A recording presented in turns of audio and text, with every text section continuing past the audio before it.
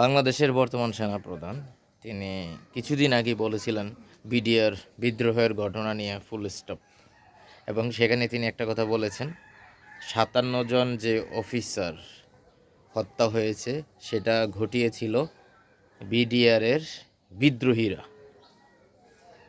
বর্তমান interim government যে report প্রকাশ করেছে সেখানে বলেছে এই বিডিআর বিদ্রোহ বলেন অথবা ৫৭ জন অফিসার হত্যাকাণ্ড বলেন, এটার সাথে মূল সমন্বয়কারী হিসেবে ছিল তাপস। তাপস চিনছেন তো? তাপস যেটাই বলে না কেন, সে জুলাই আন্দোলনের সময় দেশের বাইরে ছিল। তার সন্তানের গ্র্যাজুয়েশনের একটা প্রোগ্রামের জন্য গিয়েছিল, সে আর ফিরে আসে নাই। তারপর বহিঃসূত্রের কথা বলা হয়েছে। সরাসরি যারা এতদিন ভারতকে দায়ী করেছে, ভারত থেকে আগত কিছু রয়ের সদস্য অথবা বাংলাদেশের এই বিভিন্ন এগুলা কিন্তু প্রচলিত অনেক কথা ছিল, এবং সেইখানে ইন্টারিমের যে রিপোর্ট সেখানে কিন্তু বহিঃশত্রু বলা হয়েছে।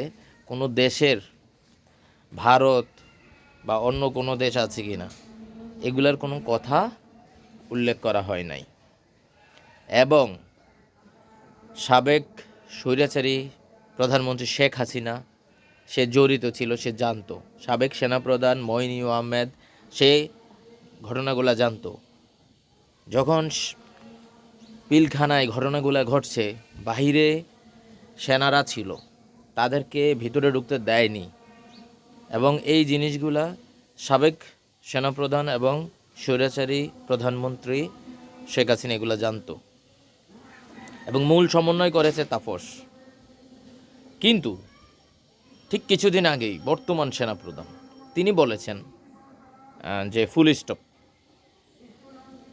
স্টপ, এবং এটা বিডিআর বিদ্রোহীরা ৫৭ জন অফিসারকে হত্যা করেছে। এখন আপনি আসলে কোথায় যাবেন? ইন্টারিমকে বলবেন তাদের রিপোর্ট ঠিক আছে এটা বলবেন, নাকি বর্তমান সেনাপ্রধান ওয়াকারুজ্জামান তিনি যেটা বলেছেন সেটা সত্য? আসলে কোনটা সত্য? এখানে তো দুই রকম ঘটনা ঘটে গেছে, এবং ইন্টারিম বহিঃশত্রুর কথা উল্লেখ করেছে, তাপসের কথা উল্লেখ করেছে, সাবেক সেনাপ্রধান এবং স্বৈরাচারী প্রধানমন্ত্রী শেখ হাসিনার কথা বলেছে। আপনি কি বলবেন? মানে কার কথা আপনি বিশ্বাস করবেন?